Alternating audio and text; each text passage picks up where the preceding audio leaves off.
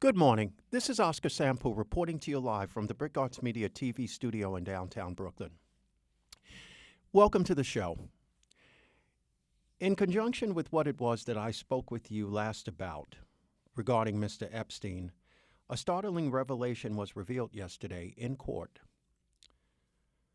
FBI agents, upon raiding Mr. Epstein's East 71st Street mansion, they discovered a back room that featured a vault.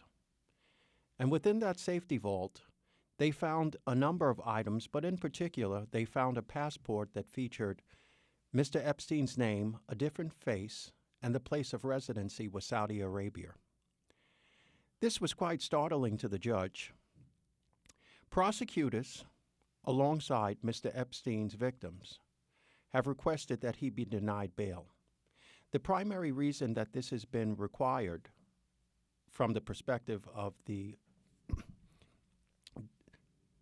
complainants and also the prosecutors is the fact that Mr. Epstein is by all means an outstanding paradigm of what a flight risk is. Mr. Epstein's fortune is assessed to be worth approximately $500 million. I actually think it's beyond that. And he more than likely is of a billionaire status. He's a brilliant man. He has 2 Learjets.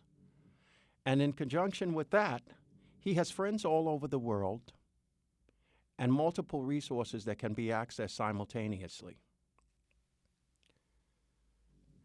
Mr. Epstein potentially has property in Saudi Arabia. That has not been divulged as of yet.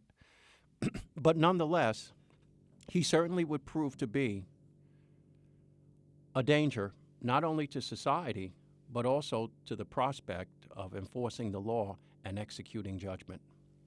It will be revealed day after tomorrow, on Thursday, whether or not Mr. Epstein will be allowed to post bail or whether he will stay in custody at the Manhattan House of Detention.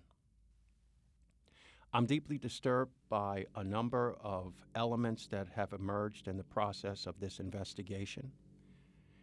Prosthetic devices were found in his home. There were prostheses of torsos that were suspended from the ceiling. I'm not trying to be Freudian or Jungian in my analysis of this. You don't have to be somebody that understands the engineering mechanics of how the human mind works. But I will say this to you as a layperson and somebody with a baseline sense of common sense. It would not surprise me if Mr. Epstein has killed people in the past. He has a private island that was dubbed Pedophile Island, and I'm quite sure that if anybody was there in his custody, if their rebellion against him was substantial enough, considering the fact that he had people working for him, he had people in coercion with him, depending on what transpired, somebody could be silenced to death, and nobody would ever find out about it. I would not be surprised in the least sense to discover that he had bodies under his belt. When I look at his eyes, I see a person who, in summation, I would just regard as diabolical. Very frightening. A brilliant man, academically a genius, but nonetheless a derivative of Lucifer himself. It will be quite interesting to see what happens on Thursday, the 18th of July, 2019.